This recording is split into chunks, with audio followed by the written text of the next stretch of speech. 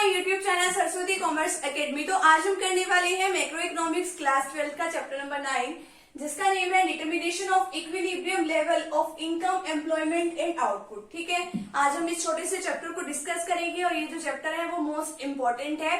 अब इक्विलिब्रियम का मतलब क्या होता है? एक ऐसी पोजीशन जिसमें जो प्रोड्यूसर है या कस्टमर है, जिसमें कोई भी वो चेंज नहीं चाहता है। अभी हमने जो है पहले वाले चैप्टर में हमने कंज्यूमर इक्विलिब्रियम सीखा था, ठीक है, जो आपकी क्लास +1 की माइक्रो इकोनॉमिक्स में भी है, जहाँ पे जो कस्टमर है वो उस लेवल में चेंज नहीं चाहता, वो उस लेवल पे क्या फील करता है? सेटिस्फेक्शन फील करता है। अब जो प्रोड्यूसर इक्विलिब्रियम सीखा था उसमें क्या था कि यहाँ पे जो प्रोड्यूसर है, जो माल को प्रोड्यूस करता है, उसको वहां पे उस लेवल पे मैक्सिमम प्रॉफिट मिल रहे होते हैं। ठीक है, तो अब इसी तरीके से जो है इस चीज का इक्विलिब्रियम बताना है। अब इक्विलिब्रियम आउटपुट जो है वो हम मैक्रो इकोनॉमिक्स में क्या बताएंगे?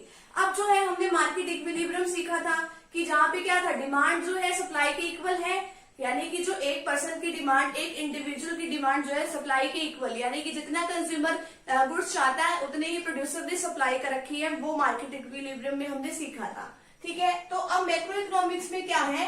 अब हम डिमांड की जगह हम स्टडी क्या करते हैं? एग्रीगेट डिमांड, और सप्लाई की जगह क्या स्टडी करते हैं? Aggregate supply. तो इसमें वही बात आ गई कि हाँ भाई, अब एग्रीगेट सप्लाई जो है जब एग्रीगेट डिमांड के इक्वल होते हैं, यानी कि अब ये इक्विलिब्रियम लेवल एक ऐसा आउटपुट है कि जिसके अंदर जो है जितना जो कंज्यूमर है, जितने भी, यानी कि ओवरऑल इकोनॉमी में जितने भी कंज्यूमर है, जितनी वो डिमांड कर रहे हैं गुड्स की, उतने ही जितने भी प्रोड्यूसर्स हमारी मार्केट में अवेलेबल है वो उतने ही गुड्स की सप्लाई भी कर रहे हैं। ठीक है, यानी कि इस लेवल में कोई चेंज नहीं चाहता है। इक्विलिब्रियम आउटपुट क्या है? It refers to the level of output in the economy with aggregate demand is equal to aggregate supply. तो इक्विलिब्रियम आउटपुट क्या है? जहाँ पे एग्रीगेट डिमांड जो है एग्रीगेट सप्लाई के इक्वल होती है। ठीक है, तो अब हमें पता है, अब एग्रीगेट सप्लाई को हम इनकम के नाम से भी डिनोट करते हैं। अब इनकम जो वाई है, वाई को हम इनकम से डिनोट करते हैं। तो ये इसके इक्वल कैसे हुई? क्योंकि जो इकोनॉमी है उसके अंदर जो एक पर्सन की इनकम है, ठीक है, अब एक पर्सन की इनकम और दूसरे के लिए तो खर्चा हुआ ना। जैसे हमने हाउस होल्ड और प्रोड्यूसिंग सेक्टर में सीखा था कि हाउस होल्ड सेक्टर ने अपनी जो सर्विसेज दी उसके बदले में उसको क्या मिली?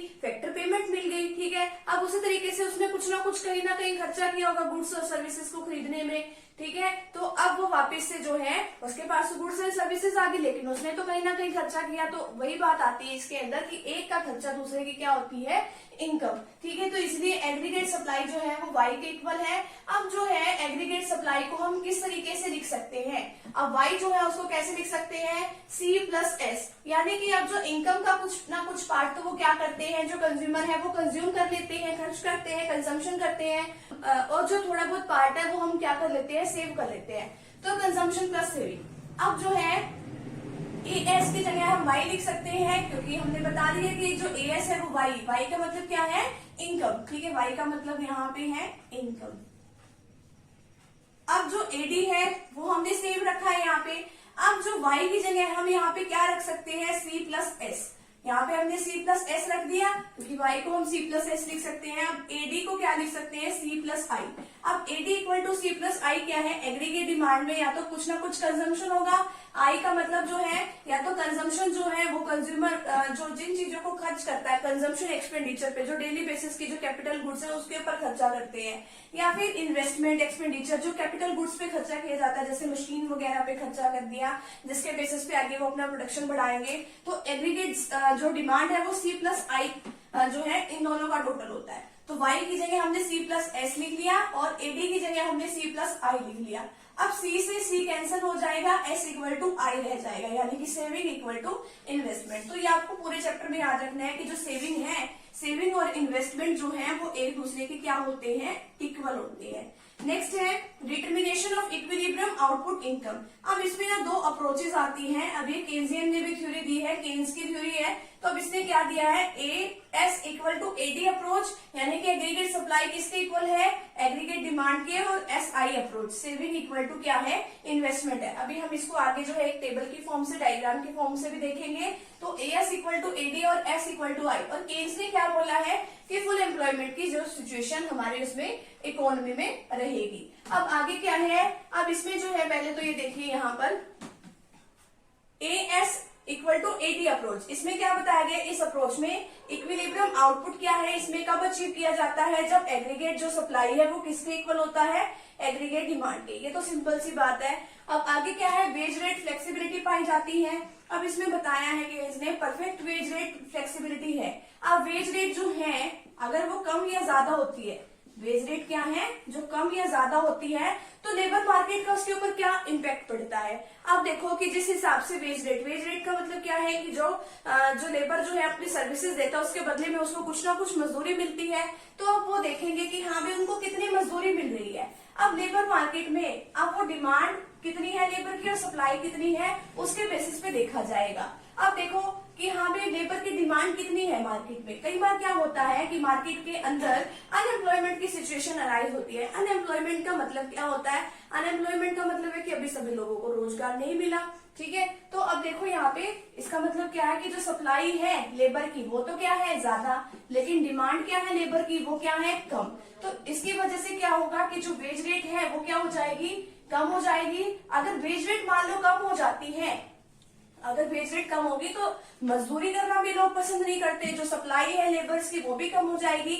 और जब सप्लाई कम हो जाती है लेबर्स की, अब जब मार्केट में मजदूर मिलेंगे ही नहीं तो हमें ज्यादा वेज रेट भी देना पड़ेगा उनको, तो वेजेस क्या बढ़ाने पड़ेंगे ज्यादा। तो इसलिए जो है जो इसकी वेजेस है तो हमें क्या देखना पड़ेगा, जहाँ पे डिमांड और जो सप्लाई है दोनों की बराबर है, और ये देखना पड़ेगा कि हाँ भाई हम इनको कहाँ तक मजदूरी जो है दे सकते हैं।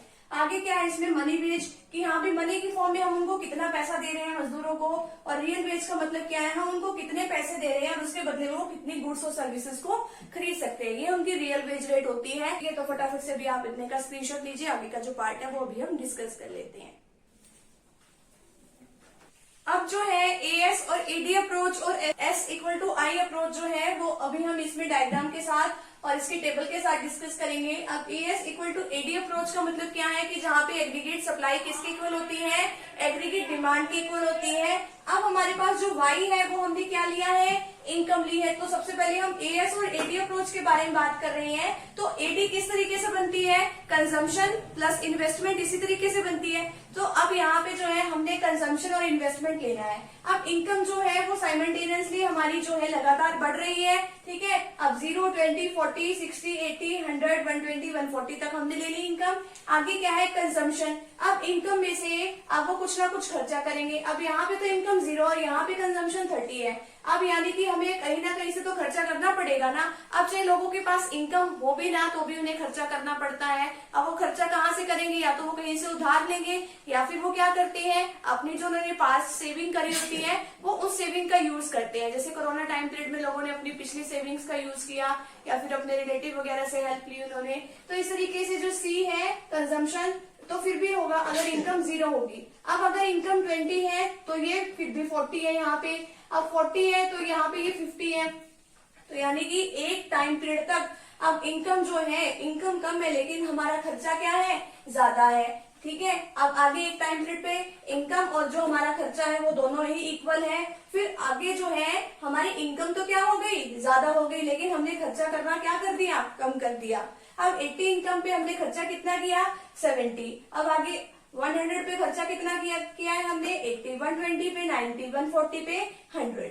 आगे क्या है इन्वेस्टमेंट हमने हर टाइम पीरियड पे क्या लिया है बिल्कुल सेम लिया ताकि जो क्वेश्चन है वो आसानी से हो जाए। अब यहाँ पे 10 हमने इन्वेस्टमेंट ली है। अब 80 को हम किस तरीके से निकाल देंगे सी प्लस आई करके, ठीक है। सी प्लस आई 30 प्लस 10 40, 40 प्लस 10 50, 50 प्लस 10 60, 60 प्लस 10 70। तो इस तरीके से हमें निकाल देना है। अब हमें देखना है एडी इक्वल टू एएस कहाँ पे है। अब एडी इक्वल टू अब इसमें तो इस डायग्राम में तो एएस तो कहीं है भी नहीं है, तो हम एएस कहाँ से निकालेंगे। अभी हमने पिछले उसमें बात की थी ना कि जो वाई है वाई को ही हम क्या कहते हैं एएस। तो एएस और एडी देखो किस पॉइंट पे इक्वल है, ये इस पॉइंट पे इक्वल है 80 वाले पे, ठीक है। तो अब यहाँ पे जो है यहाँ पे इक्विलिब्रियम पॉइंट आएगा। अब यहाँ पे तो सबसे पहले हमने वाई एक्सिस ले लिया, एक्स एक्सिस ले लिया। एक्स एक्सिस पे हमने आउटपुट या फिर इनकम ले ली और वाई एक्सिस पे हमने एडी और एएस ले लिया, ठीक है। अब जो इन्वेस्टमेंट है वो तो हमारा हर लेवल पे सेम है तो इसलिए तो ये हमने बिल्कुल स्ट्रेट लाइन पे ले लिया। अब देखो जो कंजम्पशन है वो कभी भी 0 से स्टार्ट नहीं होता, क्यों, क्योंकि हमने जीवन जीने के लिए खर्चा तो करना पड़ता है तो इसलिए हमने ऊपर से लिया है। अब जो है हमारी जो इनकम है, इनकम जो है वो हमने 45 डिग्री के एंगल पे बनानी है। अब 45 डिग्री के एंगल पे हमने इनकम बना दी, AS इक्वल टू वाई होता है, क्योंकि इसी को हम क्या कहते हैं, इनकम कहते हैं। और इनकम जो है वो हमारी बिल्कुल समान रेट से ऊपर की तरफ बढ़ रही है, ठीक है। तो हमने बिल्कुल स्ट्रेट लाइन ली। अब जो AS जो AD जो हम निकालते हैं वो किसका टोटल होता है, C प्लस I का। तो यानी कि इन दोनों से ऊपर जो है बिल्कुल इसके सामने ऊपर पैरेलल इसके बना देंगे हम AD, ठीक है। अब यहाँ पे देखना है कि इक्विलिब्रियम पॉइंट कहाँ पे होगा, जहाँ पे AD इक्वल टू AS है। अब AD इक्वल टू AS कहाँ पे है, ये इस पॉइंट पे मैच करिए, तो ये क्या हमारा पॉइंट ऑफ इक्विलिब्रियम है। अब ये तो है, हमने यहाँ पे AD कंजम्पशन इन्वेस्टमेंट सारा कुछ दिखा दिया। अगर हमने सिर्फ AD और AS दिखाना हो तो हम कैसे दिखाएंगे, यहाँ पे OX एक्सिस पे हमने आउटपुट ले लिया, Y एक्सिस पे AD और AS ले ली। अब जो इनकम है वो बिल्कुल हमने स्ट्रेट फॉरवर्ड जो लाइन बनानी है, यहाँ पे हमने क्या बना दी, इनकम। इनकम का मतलब AS जो है वो हमने बना दिया यहाँ पे, और AD बनाना है। अब जो AD है वो क्या होगा, अब AD हमारा कभी भी 0 से स्टार्ट नहीं होता, क्योंकि हमें खर्चा तो करना ही पड़ता है, तो ये हमारा ऊपर से स्टार्ट होगा। तो इस तरीके से हमने AD बना दी, और यहाँ पे ये क्या है, पॉइंट ऑफ इक्विलिब्रियम है, ठीक है। अब ये AS equal to AD approach, तो ये हमारी यहीं पे कंप्लीट है। आगे क्या है, सेविंग इन्वेस्टमेंट अप्रोच। अब इनकम जो है वो हमारी 0, 10, 20, 30, 40, 50, 60 हमने ये ले ली। अब आगे क्या है, जो कंजम्पशन है वो कितना है, 10, 15, 20, 25, 30, 35, 40। अब जो है सेविंग, अब इनकम में से या तो हम कुछ पार्ट खर्च करेंगे, या फिर हम कुछ ना कुछ पार्ट क्या करेंगे, सेव करेंगे। अगर इनकम 0 है फिर भी हमारा खर्चा देख लो कितना है, 10। तो हमारा क्या कुछ बचा, कुछ भी नहीं बचा, बल्कि हमने पास्ट सेविंग को यूज किया है, तो इसलिए आ गया -10 यहाँ पे। अब हमारी इनकम तो 10 है, लेकिन हमारा खर्चा कितना है, 15 है। अभी भी हम अपनी पास्ट सेविंग को यूज कर रहे हैं, कुछ डाल तो नहीं रहे, निकाल ही रहे हैं। तो यहाँ से क्या आ जाएगा, -5। यानी कि इनकम में से हमने क्या माइनस करना है, कंजम्पशन अगर हम माइनस कर देंगे तो हमारी सेविंग आ जाएगी। अब देखो 20 ही इनकम थी, 20 ही खर्चा कर दिया, तो हमारी सेविंग तो कुछ भी नहीं हुई। अब आगे क्या है, 30 जो है इनकम है, और 25 हमारा कंजम्पशन है, तो 5 रुपए हमने बचा लिए। अब आगे क्या है, 40 हमारी इनकम है, और कंजम्पशन कितना किया है हमने, 25। अब देखो आगे हमारी इनकम कितनी है, 40, और 40 पे हम खर्चा कितना कर रहे हैं, 30। अब 30 जो है खर्चा कर दिए, तो बचे कितने हैं हमारे, 10। तो इस तरीके से आगे हम इसमें Y में से C माइनस करके निकाल लेंगे। इन्वेस्टमेंट हमने हर लेवल पे सेम लिया है, 10-10 का। अब यहाँ पे हमने देखना है सेविंग इक्वल टू इन्वेस्टमेंट कहाँ पर है। सेविंग और इन्वेस्टमेंट इस पॉइंट पे, और इस पे इनकम का जो लेवल है वो कितना है, 40 है, ठीक है। अब आगे जो है यहाँ पे हम ये ग्राफ बनाएंगे। अब आगे क्या है, इसमें OY एक्सिस पे हमने सेविंग और इन्वेस्टमेंट ले लिया, और OX एक्सिस पे हमने इनकम और आउटपुट ले लिया। अब यहाँ पे जो हमारी इन्वेस्टमेंट है वो बिल्कुल जो है हमने स्ट्रेट लाइन बनाना है, क्योंकि इन्वेस्टमेंट हर लेवल पे क्या है, सेम है। और ये जो सेविंग की लाइन है वो यहाँ से नीचे से स्टार्ट हो रही है हमारी, ठीक है। नीचे से क्यों स्टार्ट हो रही है, क्योंकि पहले सेविंग नेगेटिव थी, ठीक है। फिर उसके बाद जो है फिर एक पॉइंट पे 0 हुई, फिर उसके बाद ये आगे सेविंग और इन्वेस्टमेंट एक पॉइंट पे बराबर होगी, फिर हमारी सेविंग जो है वो ज्यादा हो गई है, ठीक है। अब यहाँ पे जो है, यहाँ पे इस पॉइंट पे जब ये मिल रही है, अब जहाँ पे एक दूसरे से मिल रही है, तो इसको क्या कहेंगे हम, ब्रेक इवन पॉइंट कहेंगे, जहाँ पे ये एक्स एक्सिस के साथ ही जहाँ पे मिली है, जहाँ पे हमारी जो सेविंग है वो 0 है। आगे क्या है कि जहाँ पे ये जो सेविंग और इन्वेस्टमेंट है वो एक दूसरे के क्या है, यहाँ पे बराबर है, तो ये क्या है, पॉइंट ऑफ इक्विलिब्रियम, और इस पॉइंट पे हमारा ये जो है लेवल है इनकम का, ठीक है। तो इस तरीके से हमने ये डायग्राम जो बना लेना है टेबल की हेल्प से। तो यहाँ पे जो छोटा सा टॉपिक है यहीं पे कंप्लीट है, तो फटाफट से पहले आप इतने स्क्रीनशॉट ले लीजिए।